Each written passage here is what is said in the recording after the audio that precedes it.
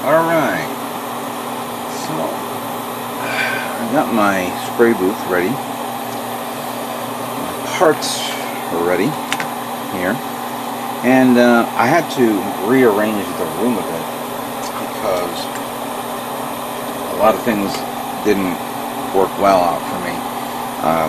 On my table I had my shelf on the right hand side, and it hindered this guy where I can actually maneuver the camera a bit. Now I'm maneuvered it in a better angle to record. So I also bought some things to help me out a bit, just in my room a bit. So it's kind of hard to show it and explain it, but just to say I'm a little bit more comfortable now with what I'm about to do. Let's make sure that my primer is ready to go. This is the scratch building part that we made as an example when we were at the scratch building class a month ago. I'm going to use this as a point of reference. Just make sure that the paint's coming out pretty well. Yeah, pretty good. And then we're going to begin.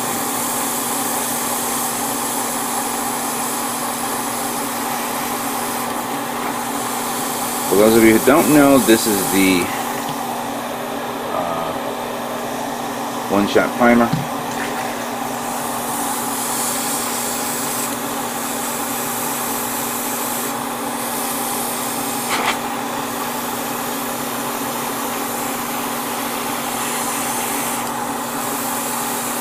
Now, as you can see here, there's the clear part that you see.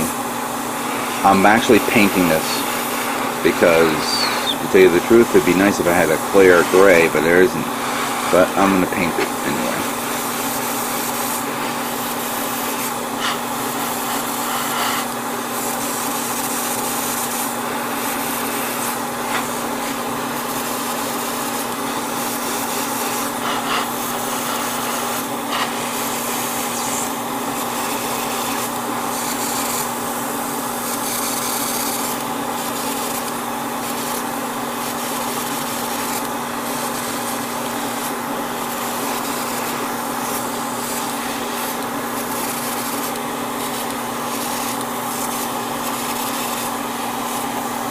This is one of my older airbrushes, of course, which is, for some odd reason, doing a weird clogging effect. I don't know why. I've cleaned it like 1.5 billion times. I gotta look into getting myself a sonic cleaner for, one of those cleaners that you clean jewelries with. I have to look into that. Just take it apart and clean it.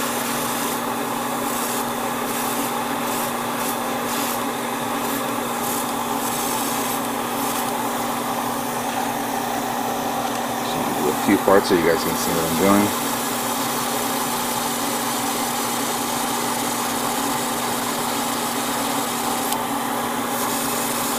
Now, somebody asked me why don't I paint?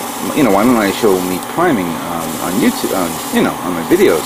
Well, I don't do it all the time. I do it on a rare occasion, like what I'm doing right now. And of course, the benefits of priming, of course, is covering your colors. Because sometimes certain colors will not bleed through the part well, or will not cover the color, you could say. Gray is perfect. Now, so let me show you this. This is the part that I sanded down, and right now, as you can see, they're all merged together. I see a little hint of a line there. Hopefully, the primer cover it up. I forgot I have a lot of these hands and a lot of these armored parts for the hands. This is, after reviewing this, I was gonna put them on the sticky tack, but then I realized when you put them on, the underside is going to be black while the upper will be white, and it's not going to look well. What does this say? Not going to look well at all. Here are the wings. I'm going to open this up first.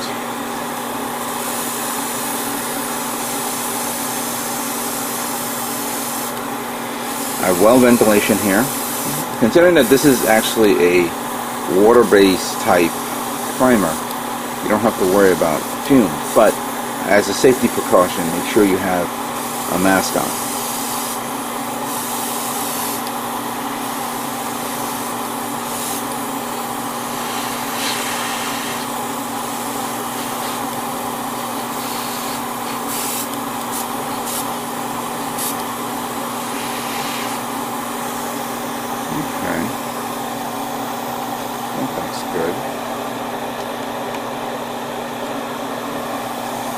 This one too.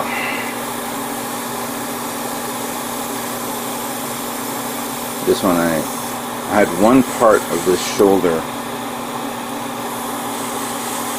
that was a pain in the ass. No matter how many times I sanded it down, I still saw that.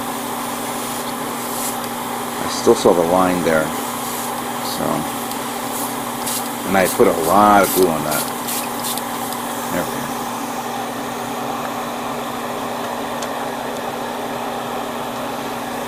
Do this color.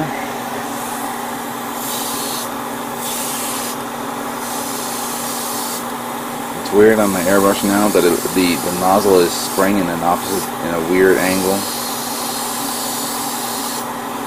Somebody told me I should file the point down a bit, try to smooth it out. But I don't have a. Actually, no, I have a Dremel. I could use the. I use one of the Dremel bits to grind down the point of my airbrush.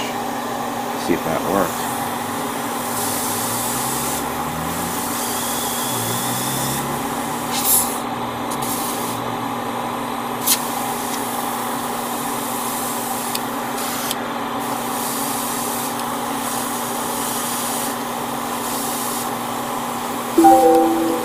Alright, so let me continue with this. I got a lot of parts here, a lot of parts of course, and then we will begin the painting process after the priming is all dried up.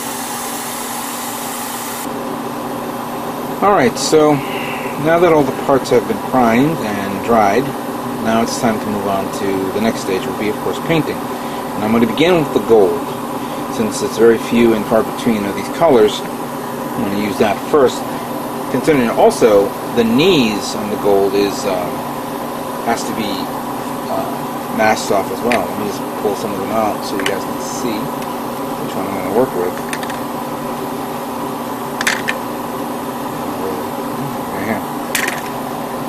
So this guy, this section here has to be all the other opposite color.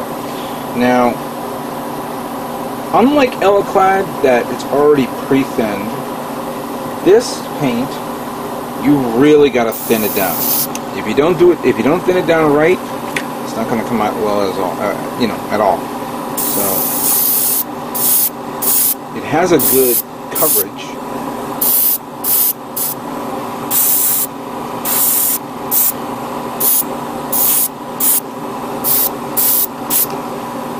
There you go. It's a good gold tone right there. This is part of the that leg armor booster type thing.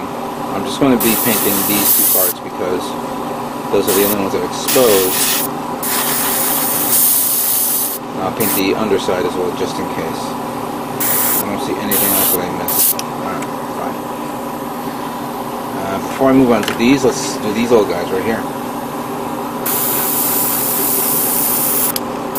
Come on. I guess I have to pre-thin them again.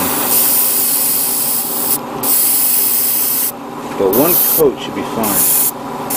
This is all, remember, this is all kind of like a metallic coating, so to me, the color line of metallics are really nice.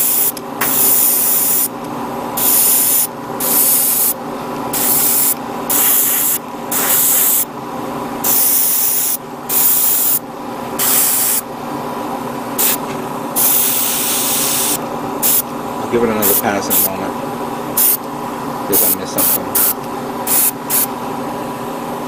good. It has a good texture tone to it. But you really got to thin this thing down. If you don't thin it down right, it's not going to come out of your airbrush well. Here, use this one.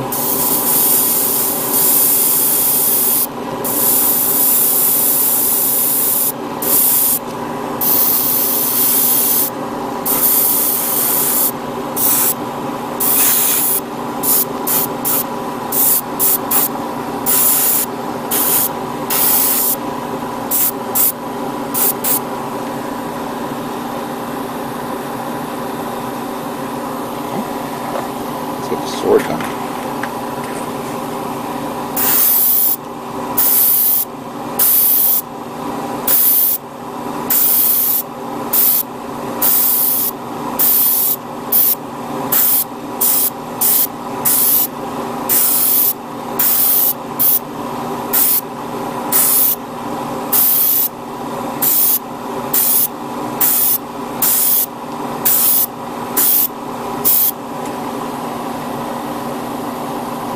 Good. Pretty good. I'll give it another coverage in a moment. And this is the neat part we were talking about.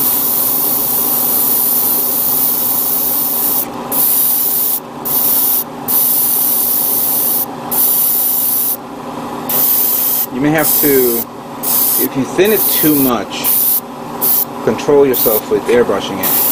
And of course, maybe lock the brusher down just a tad.